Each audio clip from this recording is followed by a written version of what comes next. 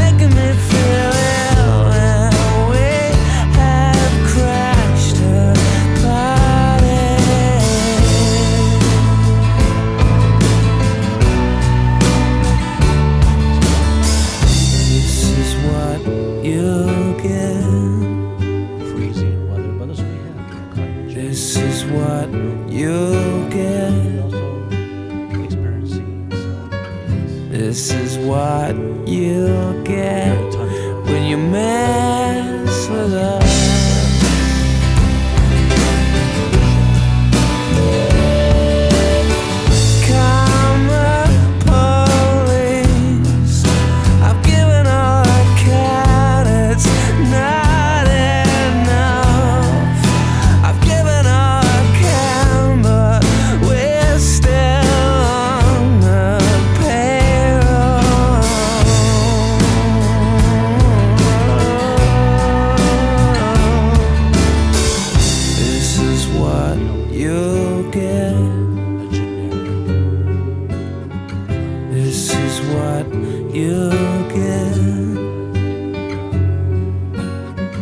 This is what you get when you mess with love.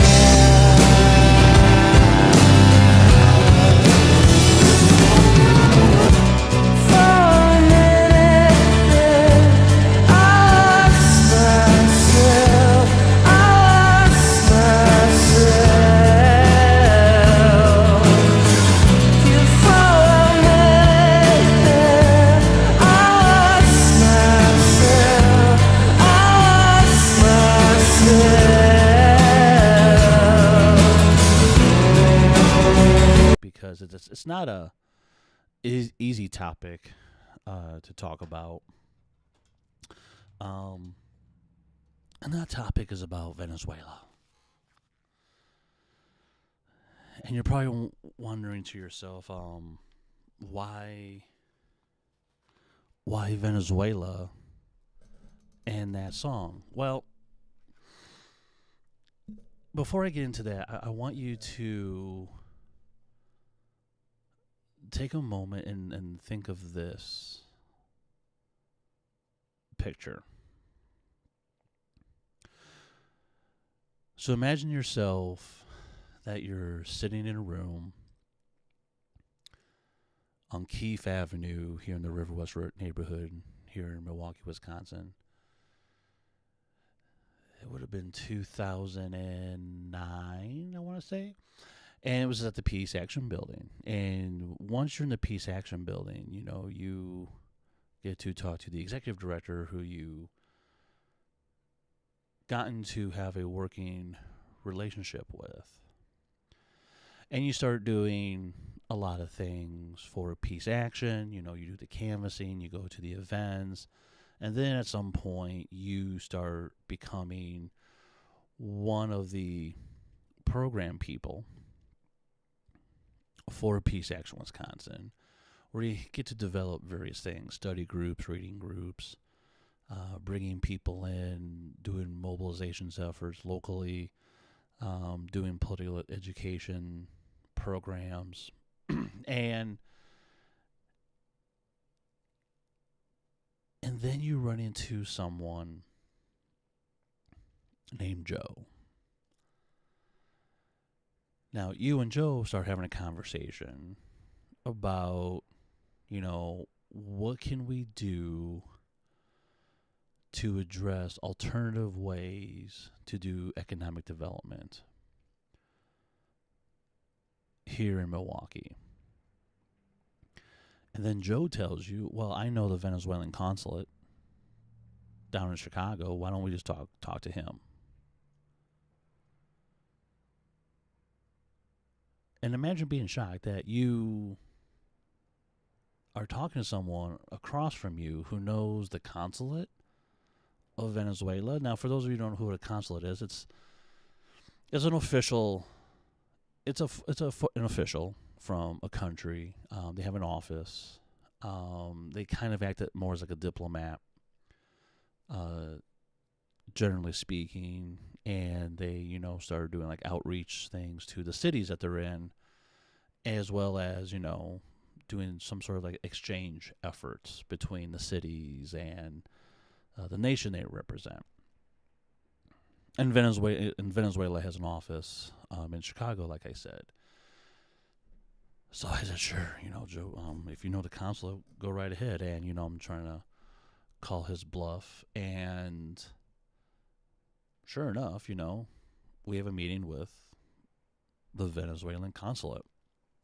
And they're coming to Milwaukee.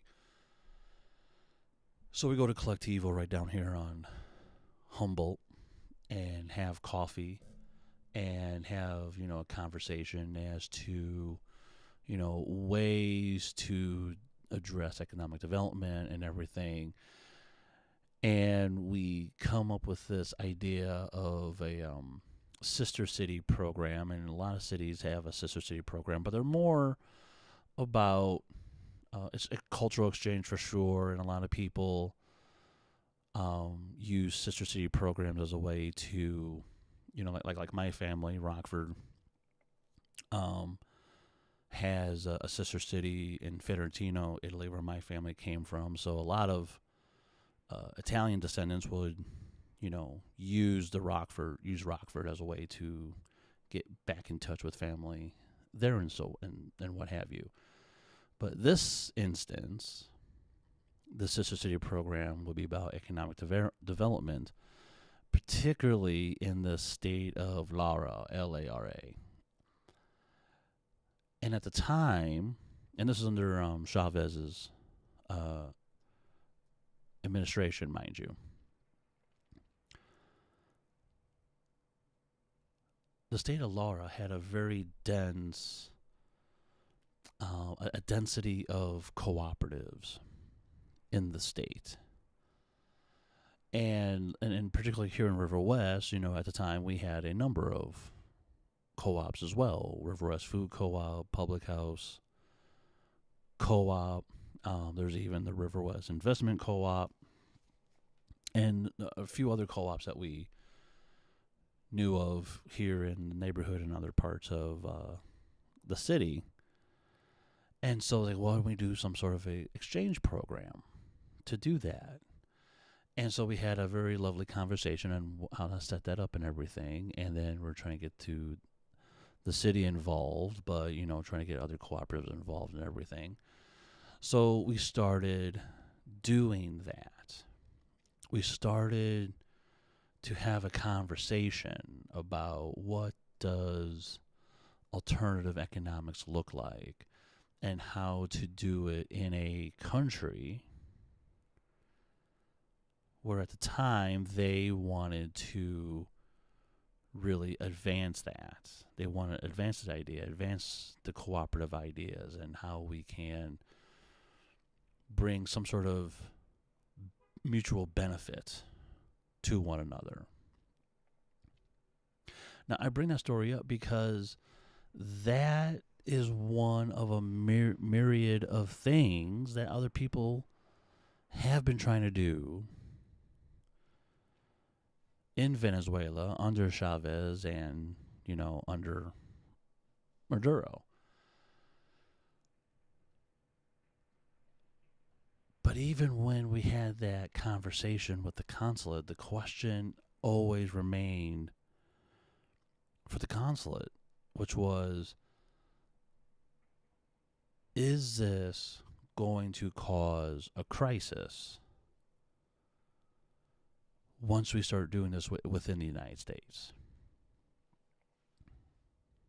And it's a very valid question on his end, and Joe and I never had an answer for it other than let's just try and see, and hopefully, we can avert any kind of crisis, But this is about economic development at the time. But the question still remained: is the United States, and particularly a section of the United States, going to be receptive of a nation like Venezuela?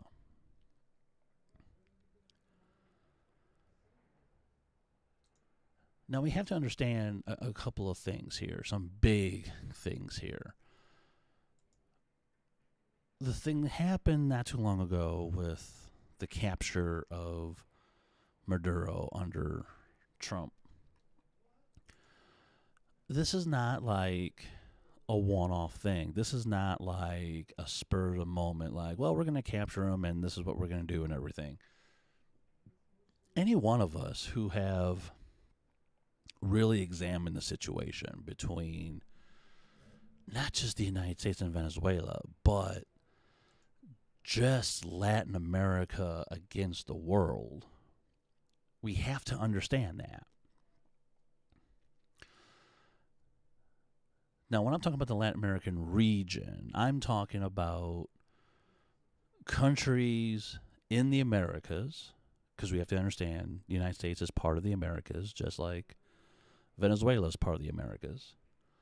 But Latin America, the region that we know as Latin America, encompasses countries in the Americas where primarily Spanish, Portuguese, and French is primarily spoken.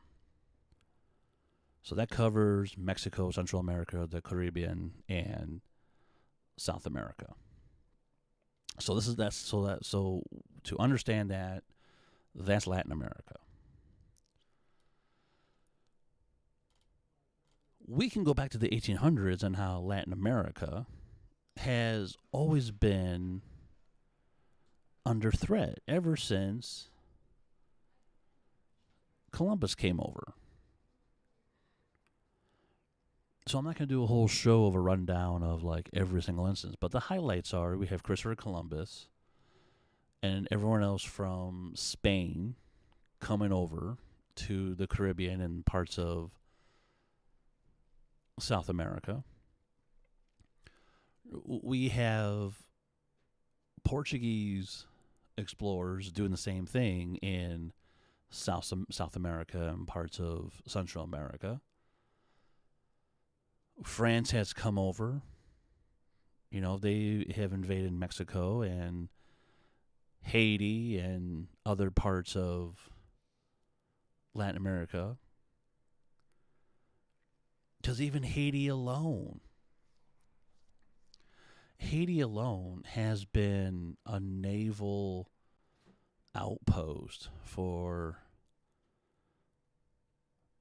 France and Spain and the United States. In fact, fun fact, when the Louisiana Purchase, one of the stipulations when Jefferson was talking with Napoleon,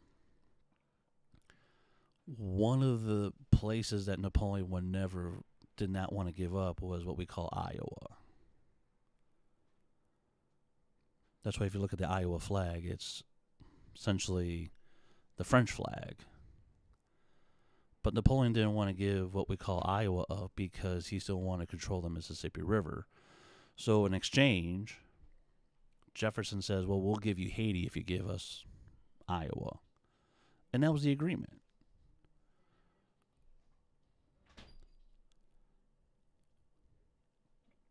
So we have that. Then if we fast forward a little bit, we had this program funded by taxpayer dollars that was once called the School of the Americas. It was housed in Fort Benning in Columbus, Georgia. at Rockingham Hall.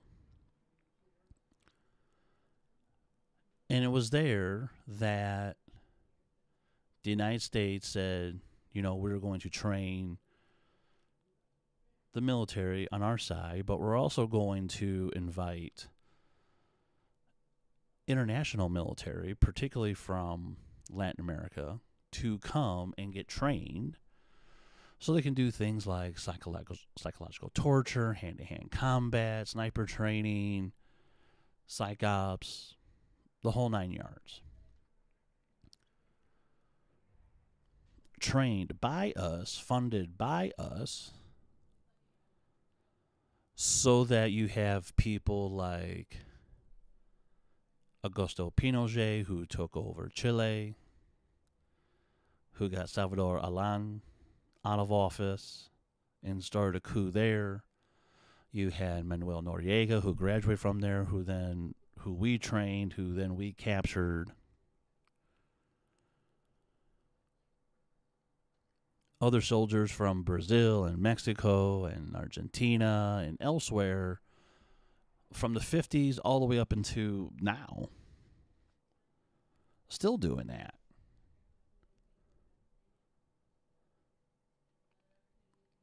And of course we know about in the 60s with the United States and in Cuba.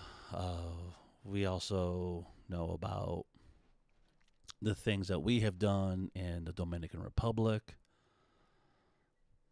where we assassinated a president there, and what we did in Grenada in the 80s. We've helped with military coups in Bolivia, ousted people in El Salvador, helped in Honduras, where we helped the military coup to oust President Morales out of office. I mean, we've done a number of things. Now, so we have that, and, our foreign relations stance has always been on the basis of the Monroe Doctrine. And what we need to think about with the Monroe Doctrine, if we remember, it was under James Monroe. And what Monroe wanted, we weren't a big player on the international scene, mind you, with the Monroe Doctrine. But essentially, we were telling Europe to say, hey, you know what? We got this. Let us take care of the Western Hemisphere. You go and handle what you need to handle and everything. So that was our stance for the longest time. And then comes along a guy who I consider the first Trump, and that was Theodore Roosevelt, who he said, you know what, we can do much better than what James Monroe said. So he then created this thing called, what's now called the Roosevelt Corollary, which prevents Europe from any intervention into Latin America, and that we, the United States, would be essentially the law enforcement over Latin America.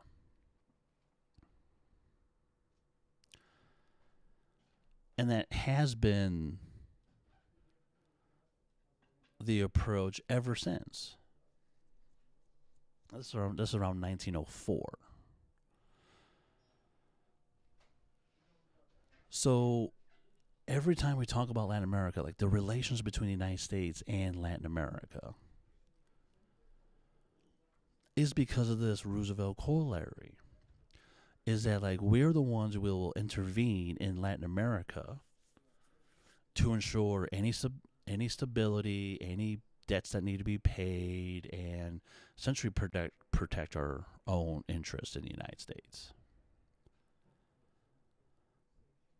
This has been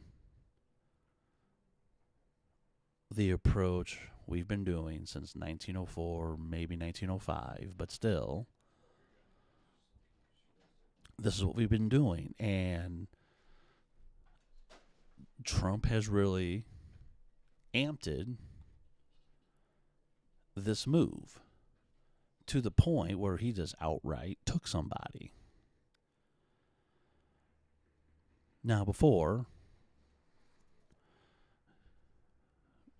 whether it be Joe Biden, Barack Obama, George W. Bush, Bill Clinton, George H.W. Bush,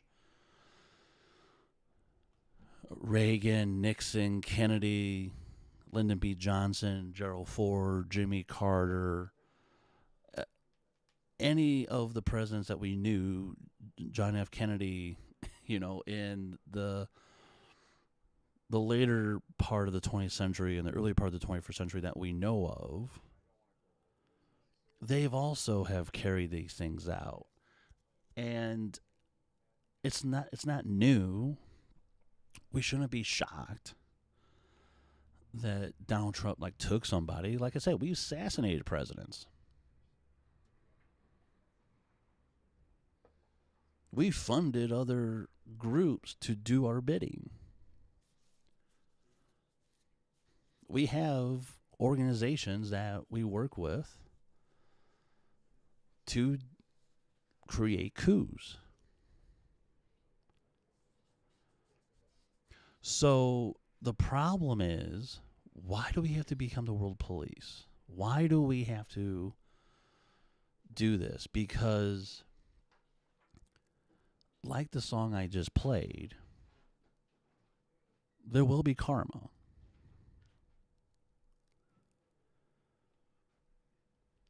We haven't experienced anything yet, and I do not wish this upon anybody. But the actions that you do are the actions that may come back to you.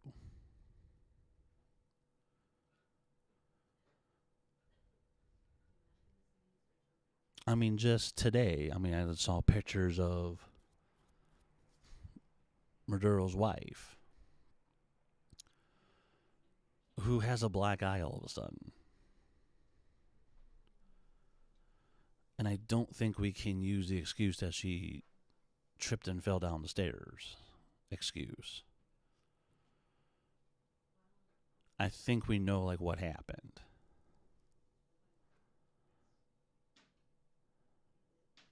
And if it happened to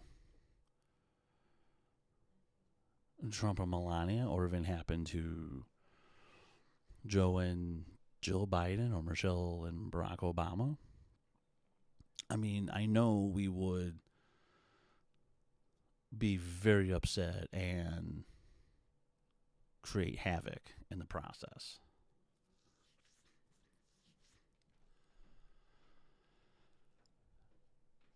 And I also want to be clear that, for sure, there are human rights violations that are happening in Venezuela. There's drug trafficking happening there also.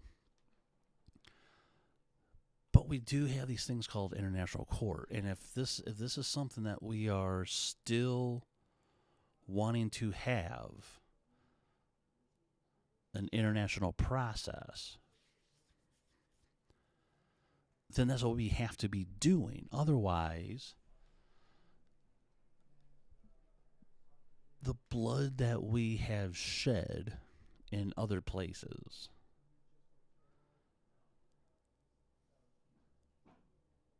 and the things that we have supported over the years in other places, the things that we have done,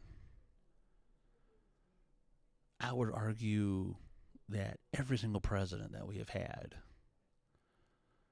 should go before the international court.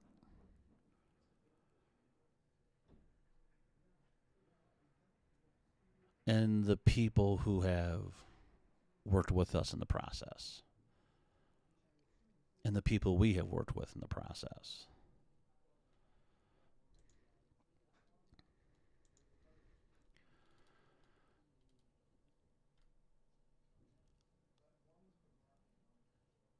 So with that,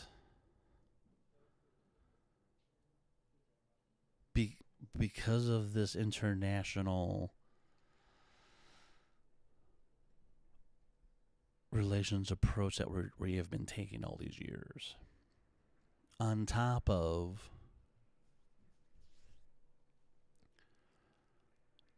and not just with Trump, but again with every other president, has been looking at Venezuela for what? The minerals that they have, what I saw today, 330 million barrels of oil that they have. It's one of the largest reserves outside of Saudi Arabia, United Arab Emirates, in Canada.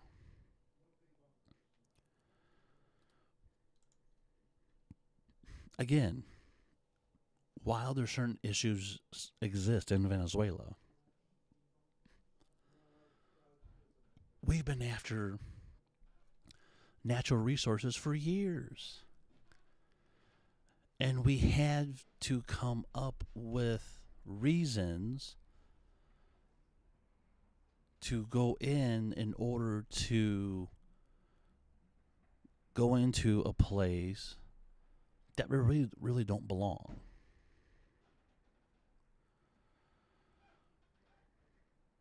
So the only people who are creating instability right now is Trump. And I would say the people before Trump have created instability.